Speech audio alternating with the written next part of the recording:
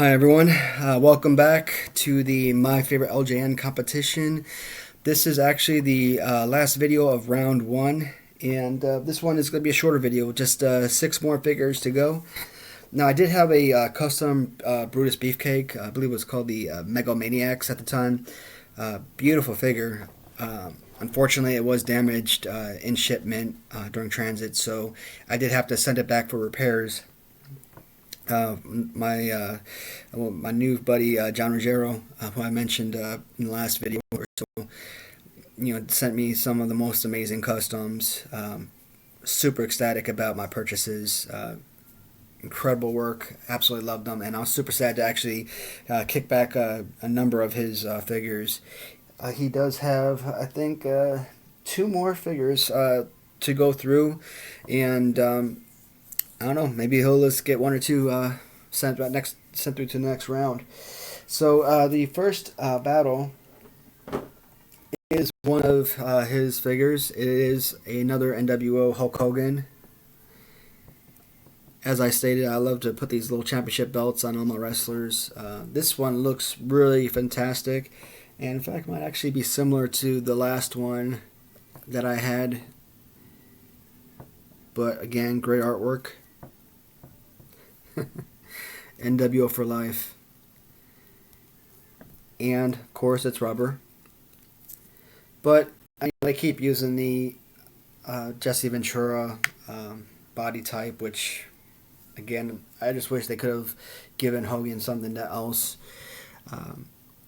Greg Valentine has an excellent stance. You could go off of that. You could stick with the original Hogan Series 1 body stance and still make a great figure like this.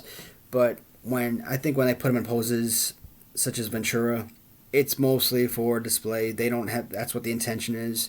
None of these figures customs are used for or designed for the purpose of play.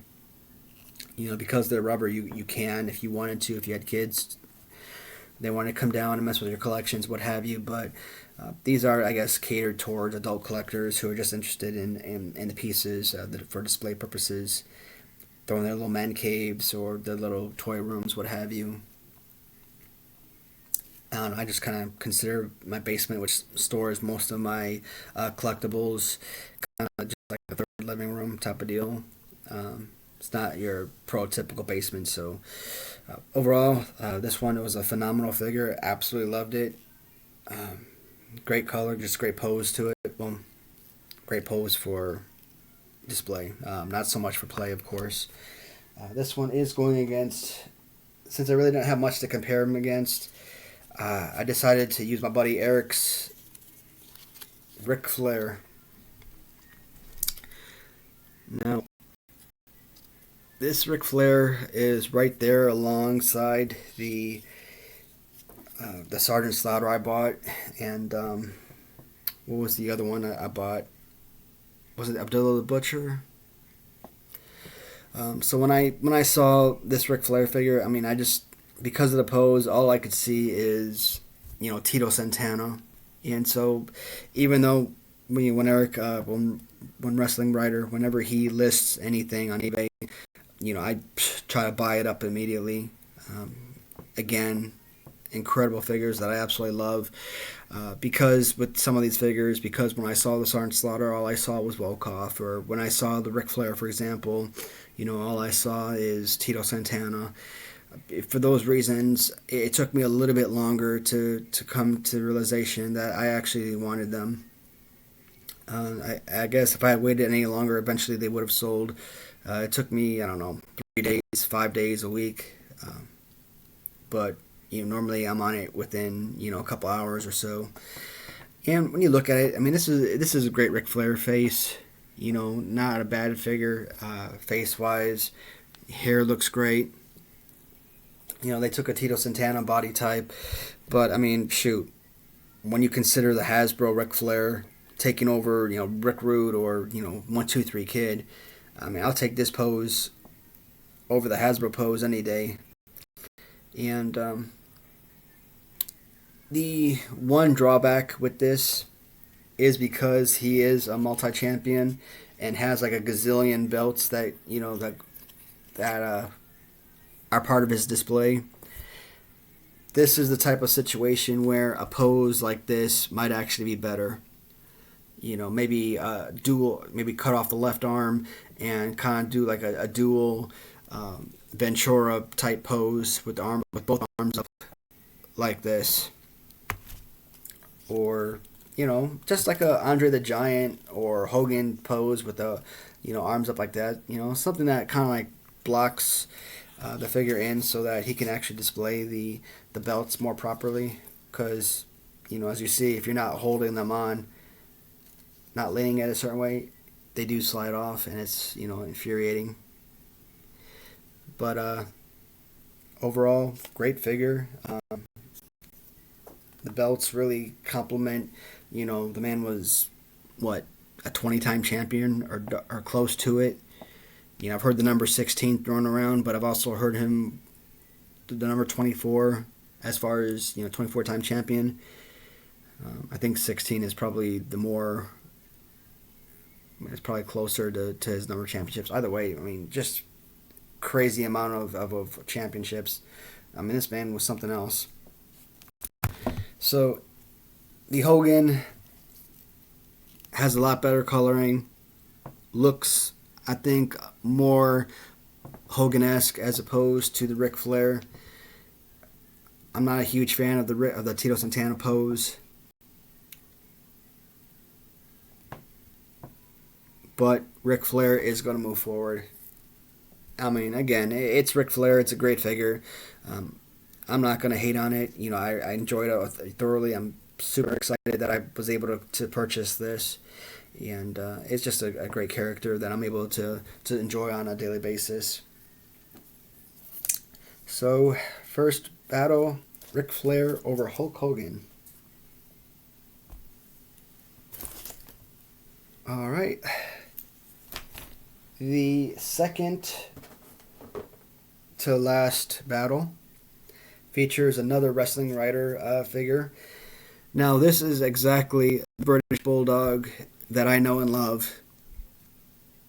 Growing up, it was always the British Bulldog, not the Bulldogs. So I never knew about Dynamite Kid as a kid. And if I did, I probably wasn't old enough to really know who he was or to even remember him for that matter.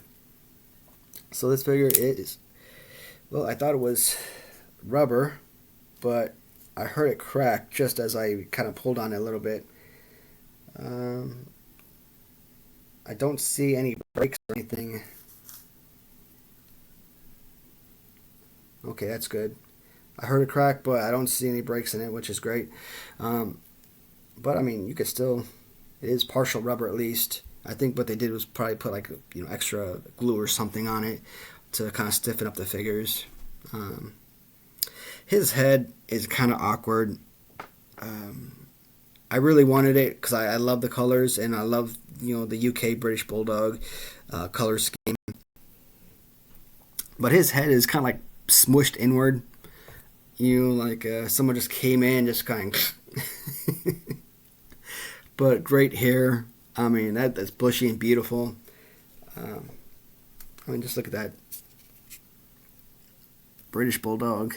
Beautiful, beautiful. The stance, display only. You're not going to really use this for play or anything like that. Because of championship belt, yes, I love the belts around the waist. I can't stand when they're over the shoulder. But some figures, you have no choice. Either they're too heavy or their pose doesn't. Well, mostly it's because of the body type. If they're too heavy, the belts can't fit around their waist. So you like an Andre the Giant, Hasbro figure is a good example. More recently, the Dusty Rhodes figure I showed in my last video, way too big. They had to make this extra super large belt, which would just probably cover two figures if they put on anyone else. Great figure, really love it, but he is going up against himself. This is another John British Bulldog, and what's incredible is the accessory actually attached to his hand. And when you look at the two figures side by side, I mean, they're relatively identical for the most part. Obviously a little bit different scheme as far as the UK flag goes. But, I mean, for the most part, relatively the same. I do like that this Bulldog also has the little white beads in the bottom of his hair. Now, face-wise, Erik's version is a gazillion times better. There's not even a question about it. Color scheme, pick your poison. There really isn't a wrong answer there. But for the simple fact that this Bulldog has a better pose fighting-wise, that arm up, that one arm up is basically all it takes. The beautiful combined accessory, and of course the highlights of the hair. To me, again, this is just an incredible piece. If we could basically put this face on this body, it would be a perfect figure. And it might be just perfect. This one looks more like a cartoon, whereas this looks like a photo of the actual Davey Boy Smith. But I mean, they're both great figures. There is no wrong answer. But I am going to push along John's figure with the accessory. Now, the very last battle for round one, they both come from Kevin at Print Fury. It is Earthquake. So you could either pick your poison if you like Earthquake number 1 in blue outfit or Earthquake number 2 in red. At first, when I bid on these, I kind of jumped the gun, which I sometimes do. Well, I don't want to say bid, submit an offer on eBay. So I am familiar with Earthquake in red, but for whatever reason, when I saw the blue Earthquake and I saw the red, I just automatically jumped to believing that this was Typhoon. Now, Typhoon, I believe, was mostly a red outfit with maybe some white in the middle or what have you. So I put an offer for both. Both of them were accepted. When I realized I had, acquired or purchased 2 Earthquakes, I mean, I'm okay with that. I've got so many duplicates, and I love them all. And there is just enough difference between the 2 figures that, I would have bought them. Let's be honest, I would have bought them either way. So, starting off with the blue suit Earthquake, kind of like these little shark markings. Gorgeous piece, absolutely love it. Got the bald head on the top. So face-wise, it looks like they're pretty identical.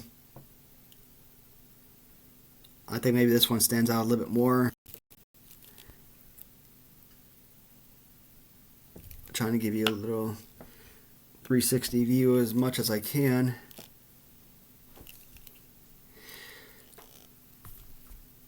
So they do have the same fighting pose, and again, these are both resin figures. Hard plastic, if you drop these, they're going to shatter. These are just, essentially they're statues. They're not something you would give to your kid for play or anything like that. Just beautiful, beautiful pieces. I absolutely love them both. I actually do like the fact that the Red Earthquake does have dual color. Makes it more flashy, stand out more. But for the sake of this round, for this competition, I am more familiar with the Blue Earthquake. And for that reason, and because they're basically identical in every other way, there really isn't a wrong answer, but I am going to go with Blue Earthquake to complete this, complete not only this battle, but this round one. So when I do come back with the next video, I'll either do a recap of all the winners so everyone knows who's basically going to be in round 2, or I'll just dive right in and we'll just start with the first battle. It's looking like it's going to be Big John Studd taking on Andre the Giant.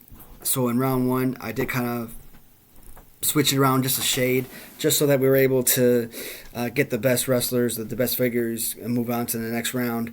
But I don't think we're going to do it that way this time around. down. So we're going to keep it in line. So we are going to close for now, guys. Thank you for watching, and I will see you guys back in a bit.